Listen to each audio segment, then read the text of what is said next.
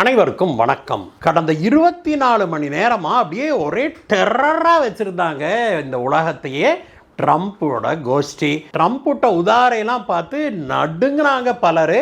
ஆனால் நாம் அப்பயே சொன்னோம் இதெல்லாம் ஒன்றும் வேலைக்கு ஆகாது, ஈரானையெல்லாம் அசைக்க முடியாதுன்னு. அதுதான் நடந்திருக்குது நண்பர்களே. வேறு வழியே இல்லாமல் ட்ரம்ப் கடைசியில் தானே முன் வந்து அடுத்த 15 நாளைக்கு நான் போர் நிறுத்தம் அறிவிக்கிறேன் அப்படின்னு சொல்லியிருக்கிறாரு. ஆனால் அதுக்கு அவர் போட்ட கண்டிஷனு ஏற்கனவே பல நாளாக அவர் போட்ட கண்டிஷனு ஈரான் ஒத்துக்காத கண்டிஷன் தான்.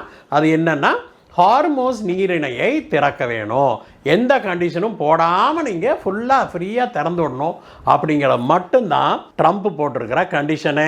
அந்த கண்டிஷனை தானே சொல்லிவிட்டு ட்ரம்ப்பே என்ன பண்ணுறாரு, அடுத்த 15 நாளைக்கு சீஸ்ஃபயரு ஈரான் ஒத்துக்குச்சு அப்படின்னு அவரே அறிவிச்சிருக்கிறார். நண்பர்களே, உண்மையிலேயே அமெரிக்கா இஸ்ரேலுக்கும் ஈரானுக்குமான போர் நிறுத்தத்துக்கு வந்திருக்குதா, நிரந்தரமாக இது மாறுமா, அல்லது இதுவும் வெட்டி பேச்சு தானா அப்படிங்கிறது தான் இன்றைய வீடியோவில் டிஸ்கஸ் பண்ண போகிறோம். நண்பர்களே, இது வரைக்கும் நீங்கள் நம்ம சேனலுக்கு சப்ஸ்கிரைப் பண்ணாமல் இருக்கிறீங்க அப்படின்னா கீழே இருக்கிற சப்ஸ்கிரைப் பட்டனை தட்டுங்க.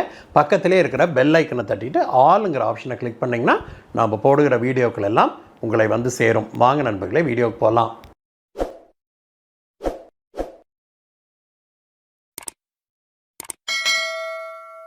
நண்பர்களே, ட்ரம்ப் ஈரானுக்கு கொடுத்திருந்த 48 மணி நேர கெடு நேற்று இரவோடு முடிவுக்கு வந்தது. அது முடிவுக்கு வர்றதுக்கு 12 மணி நேரத்துக்கு முன்னாடியே ட்ரம்ப் வழக்கம் போல பயங்கரமாக உதார்விட ஆரம்பித்தார். அதாவது இன்றைக்கு இரவு ஒரு சிவிலைசேஷனே அழிய போகுது, அதாவது ஒரு மக்களே காணாமல் போகிறாங்க அப்படின்லாம் இவர் பயங்கரமாக அறிக்கை விட்டுக்கிட்டு இருந்தார். ஆனால் ஈரான் எதுக்குமே அசைகிறதாக இல்லை. கடைசியில் டெட்லைன் நெருங்குச்சு டெட்லைனே வந்துருச்சு. டெட்லைன் வந்த பிறகு மனுஷன் பேட்டி கொடுக்குறாரு. என்ன சொல்கிறாரு, ஈரானோடு நாங்கள் அடுத்த 15 நாட்களுக்கு நாங்கள் போர் நிறுத்தம் அறிவிக்கிறோம் அப்படின்னு ட்ரம்ப் சொல்கிறாரு. அதை சொல்லிட்டு மனுஷன் ஈரான் கூட நாங்கள் பேச்சுவார்த்தை நடத்தினோம், ஒப்புக்கிட்டாங்க, அதெல்லாம் சொல்லலை. என்ன சொல்கிறாரு, ஆனால் ஒரு முக்கியமான கண்டிஷன். அது என்னன்னா, ஹார்மோஸ் நீரிணையை திறந்து விட வேணும் ஈரானு, எந்த விதமான ப்ரீ கண்டிஷனும் இல்லாமல் ஈரான் திறந்து விட வேணும் அப்படின்னு சொல்லி ட்ரம்ப் அறிவிச்சுட்டு தானே தன்னிச்சையாக போர் நிறுத்தத்தை அறிவிச்சுக்கிட்டாரு. இதற்கு ஈரான் என்ன சொல்லுச்சு அப்படின்னு பார்த்தோம்னா, ஈரான் இதெல்லாம் சும்மா வெறும் கண் துடைப்பு, நாங்கள்லாம் எந்த சீஸ்ஃபயருக்கும் ஒத்துக்கல, மாறாக உண்மையிலேயே நாங்கள் சீஸ்ஃபயருக்கு ஒத்துக்கணும் அப்படின்னா முதல் வேலையாக அமெரிக்கா எங்கள் மீதான தாக்குதலை உடனடியாக முழுமையாக நிறுத்த வேணும். அது மட்டும் இல்ல, இந்த கல்ஃப் கண்ட்ரி பூரா, ஜிசிசின்னு சொல்றாங்களே, கல்ஃப் கண்ட்ரியில பூரா ஏகப்பட்ட இடத்துல அமெரிக்கா தன்னுடைய படைகளை தளம் அமைத்து நிறுத்தி வச்சிருக்குது நிரந்தரமாக. அதையெல்லாம் காலி பண்ணிட்டு கல்ஃப் அவுட்டே கிளம்பி போயிடணும் அமெரிக்கா. இது மட்டும் இல்லை, இன்னொரு கண்டிஷனும் இருக்குது. யுரேனியம் என்ரிச்மெண்ட்டை பற்றி, நாங்கள் ஒரு ஆட்டம் பாம் தயாரிக்கிறதுனா யுரேனியம் வேணும் இல்லையா நமக்கு, அதை என்ரிச் பண்ணிக்கிட்டு இருக்குது ஈரானே. அந்த யுரேனியம் என்ரிச்மெண்ட்டை பற்றிலாம் நீங்கள் பேசப்படாது, அது எங்களுடைய உரிமை, இதில் நீங்கள் தலையிடக்கூடாது. அப்படி இருந்தாக்க நீங்கள் அப்படியே பின்னாடி திரும்பி பொண்ணை காமிச்சிட்டே போயிருங்க உங்கள் நாட்டுக்கு, இந்த பகுதியிலேயே இருக்கக்கூடாது. அப்படி இருந்தால் நாங்கள் சீஸ்ஃபயருக்கு ஒத்துக்கிறோம் அப்படின்னு ஈரான் ஒரு பக்கம் அறிக்கை விட்டுருக்கிறாங்க. இதில் இன்னொரு முக்கியமான தகவல் என்ன அப்படின்னாக்கா நண்பர்களே, ஈரான் இப்பொழுது வேகமாக தன்னுடைய அணுகுண்டை தயாரிப்பதற்காக ஆயத்தங்களை செய்து வருது அப்படிங்கிறாங்க. யுரேனியமை ஒரு குறிப்பிட்ட அளவுக்கு என்ரிச் பண்ணால் மட்டும்தான், அதாவது என்ரிச் பண்ணுறதுனா செறிவூட்டுறது, அந்த மாதிரி செறிவூட்டினா மட்டும்தான் அதை ஒரு அணுகுண்டாக உருவாக்க முடியும். அந்த யுரேனியத்தை அந்த அளவுக்கு என்ரிச் பண்ண விடமாட்டோம் நாங்கள் அப்படின்னு தான் ட்ரம்ப்பு பிடிவாதமாக சொல்லிட்டு இருக்கிறாரு. ஆனால் என்ன விஷயம்னா, ஈரானுக்கு அணுகுண்டு தயாரிக்கிற அளவுக்கு அந்த யுரேனியத்தை என்ரிச் பண்ணுறதுக்கு இன்னும் 10 நாட்கள் தான் தேவை அப்படிங்கிறாங்க. அதனால் ஈரான் வெளியில் ஒரு நாடகம் ஆடுது, நான் பேச்சுவார்த்தைக்கு வர்றேன், சும்மா நீங்கள் சொல்கிறீங்களா கேட்டுக்கிறேன், ரைட்டு 15 நாள் சீஸ்ஃபயரா ஒத்துக்கிறேன், ஹார்மோஸ் நீரிணையை தானே நான் திறந்து விடுறேன். இப்படியெல்லாம் ஈரான் வந்து சும்மா முகத்தாட்சணைக்காக பேசுது. ஆனால் ஈரானுடைய உண்மையான முகம் என்ன அப்படின்னா, பின்னாடி அந்த மலைகளுக்கு அடியில் தான் வந்து தன்னுடைய அணுகுண்டை வேக வேகமாக தயாரிச்சுக்கிட்டு இருக்குது அப்படிங்கிறாங்க. இன்னும் 10 நாட்களுக்குள்ள ஈரானுடைய முதல் அணுகுண்டு தயாராகிவிடும் அப்படின்னு நம்பத்தகுந்த பாதுகாப்பு வட்டாரங்கள், டிஃபென்ஸ் சோர்சஸ்லேருந்து நமக்கு தகவல் கிடைச்சிருக்குது நண்பர்களே. இது வந்து உண்மையிலேயே உலகுக்கே அதிர்ச்சி கொடுக்குற விஷயமாக இருக்குது. இப்போ ஈரானுக்கு இப்படி டைம் தேவை. ஆனால் இதை எதையுமே புரிஞ்சுக்காம ட்ரம்ப் என்ன பண்ணுறாரு, தன்னிச்சையாக அடுத்த 15 நாட்களுக்கு நான் வந்து உங்களுக்கு சீஸ்ஃபயர் கொடுக்குறேன், போர் நிறுத்தத்தை அமல் பண்ணுறேன், நீங்கள் வந்து 15 நாட்களுக்குள்ள பேச்சுவார்த்தை நடத்தி எங்கள் கூட நீங்கள் அக்ரிமெண்ட்டை கையெழுத்து போடணும் அப்படின்னு சொல்லி ட்ரம்ப் சொல்கிறாரு. அவர் 15 நாள் கொடுக்குறேங்கிறாரு, இங்கே 10 நாளில் அணுகுண்டே தயாராகிரும் ஈரானில் அப்படிங்கிறாங்க. எவ்வளவு ஒரு டேஞ்சரஸான ஒரு சூழ்நிலையில் நாம் வாழ்ந்து கொண்டிருக்கிறோம் அப்படின்னு பாருங்கள் நண்பர்களே. இதில் என்ன கொடுமை அப்படின்னா, இப்போ ட்ரம்ப் வந்து அறிவிச்சிட்டாரு. அறிவித்த உடனேயே கச்சா எண்ணெயுடைய விலை, சந்தா விலை வந்து $100 கீழே போயிடுச்சு. இன்றைக்கி கூட பார்த்தீங்கன்னா இந்தியாவில் ஷேர் மார்க்கெட்லாம் சல்லுன்னு ஏறுது. இப்பொழுது நான் பார்த்தபோது 3.5% ஏறி இருக்குது ஷேர் மார்க்கெட்டு.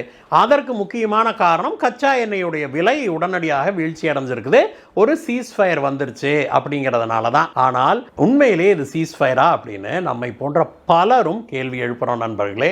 ஏன்னா உண்மையிலேயே போர் நடக்கிறது எதுக்காக அப்படின்னா, ஈரான் வந்து இந்த ஹார்மோஸ் நீரிணையை இப்பொழுது எந்த நாட்டு கப்பலும் போகக்கூடாதுன்னு சொல்லி தடுத்து வச்சிருக்குது இல்லையா. அதில் நம்மை போன்ற நட்பு நாடுகள் ஒரு 5-6 நாடுகளுக்கு மட்டும்தான் ஈரான் பர்மிஷன் கொடுத்துருக்குது. கரெக்டா? அந்த நீரிணையை திறந்தாதான் உலகத்தின் 20% கச்சா எண்ணெய் வெளியிலேயே வர முடியும். அப்படி ஒரு சூழ்நிலையை ஈரான் உருவாக்கி வச்சிருக்குது. அதனால் இந்த போர் முழுக்க முழுக்க இப்பொழுது எங்கே ஃபோக்கஸ் ஆயிடுச்சுன்னா, ஈரானுடைய அணு ஆயுத தயாரிப்பு கேப்பபிலிட்டியை ஒடுக்கிறத நிலைமையெல்லாம் மாறி அமெரிக்காவுக்கு வந்து இப்போ சிங்கிள் பாயிண்ட் ஃபோக்கஸே எப்படியாவது இந்த ஹார்மோஸ் நீரிணையை திறக்க வச்சிடணும் அப்படின்னு. அந்த குறுகிய நீரிணை தான் இன்றைக்கு உலகத்தையே ஆட்டி படைக்குது அப்படின்னே நம்ம சொல்லணும். உண்மையிலேயே ட்ரம்ப்புடைய மிரட்டலுக்கு அடிபணிந்து ஈரான் வந்து இந்த ஹார்மோஸ் நீரிணையை திறக்குமா அப்படிங்கிறது மிகப்பெரிய கேள்விக்குறியாக இருக்குது. இப்படி பேச்சுக்கள், அதாவது போர் நிறுத்தம்லாம் அறிவிச்சாச்சு, ஹார்மோஸ் நீரிணையே திறக்க சொல்லிட்டோம், அவங்களும் ஒத்துக்கிட்டாங்க அப்படின்னு அந்த மாதிரியான நியூஸ் வந்துகிட்டு இருக்கிற அதே வேளையில் இந்த பக்கம் ஈரான் என்ன வேலை செய்திருக்குது தெரியுமா? சவுதி அரேபியா இருக்குது இல்லையா, ஈரானுடைய ஒரு அண்டை நாடு. அந்த நாட்டுடைய ஜுபைல் அப்படிங்கிற ஒரு பெட்ரோகெமிக்கல் காம்ப்ளெக்ஸின் மீது சரமாரியான தாக்குதலை நடத்தி இருக்குது ஈரான். எப்போ போர் நிறுத்தம்லாம் அறிவிச்சு அதற்கு சில மணி நேரங்களுக்கு பிறகு இந்த பயங்கரமான தாக்குதலை சவுதி அரேபியா மேலே நடத்தி இருக்குது ஈரான். மிசைல்கள் மற்றும் ட்ரோன்களை ஏவி பயங்கரமான ஒரு தாக்குதலை சவுதி அரேபியா மேலே, குறிப்பாக சவுதி அரேபியாவுடைய பெட்ரோகெமிக்கல் காம்ப்ளெக்ஸ் மேலே அடிச்சிருக்குது ஈரானு. அதை பார்க்கும்போது இங்கே போர் நிறுத்தமெல்லாம் ஒன்றும் நடைபெறல. ஈரான் வந்து ஏதோ ஒரு பிளான் போட்டுக்கிட்டு அதுக்கு தகுந்த மாதிரி அமெரிக்காவையும் பகடைக்காயாக வைத்து காய் நகர்த்திட்டு இருக்குது அப்படின்னு தான் நம்ம சொல்ல வேண்டியதாக இருக்குது. ஆனால் ட்ரம்ப் வந்து கான்ஃபிடென்ட்டாக இருக்கார் நண்பர்களே, போர் நிறுத்தம் வந்துருச்சுன்னு.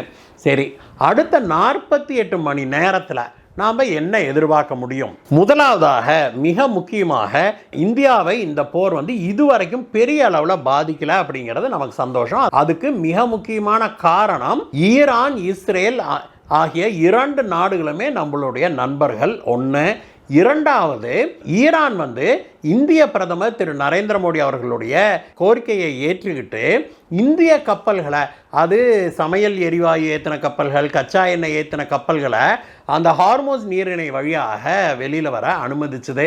அதனால் நம்முடைய கப்பல்கள் கிட்டத்தட்ட 9 கப்பல் இது வரைக்கும் அந்த ஹார்மோஸ் நீரிணை வழியாக வெளியில் வந்திருக்குது. இது மட்டும் இல்லாமல் இந்தியாவுடைய பிரதமர் தினசரி 3 ஸ்பெஷல் கேபினட் மீட்டிங் நடத்துகிறார் நண்பர்களே. எதற்காகனா இந்த கச்சா எண்ணெய் பிரச்சனையை எப்படி ஹேண்டில் பண்ணுறது, எவ்வளோ கப்பல் வருது, எங்கேருந்து ஸ்டாக் வருது, வேறு எங்கேருந்தெல்லாம் நம்ம வாங்கலாம். இப்போ சமையல் எரிவாயுவை நம்ம ஆஸ்திரேலியாகிட்டேருந்து வாங்குகிறோம். இப்பொழுது அமெரிக்காவிலிருந்து சமையல் எரிவாயு ஏற்றிக்கிட்டு கப்பல் ஒன்று இந்தியாவுக்கு வந்துக்கிட்டு இருக்குது.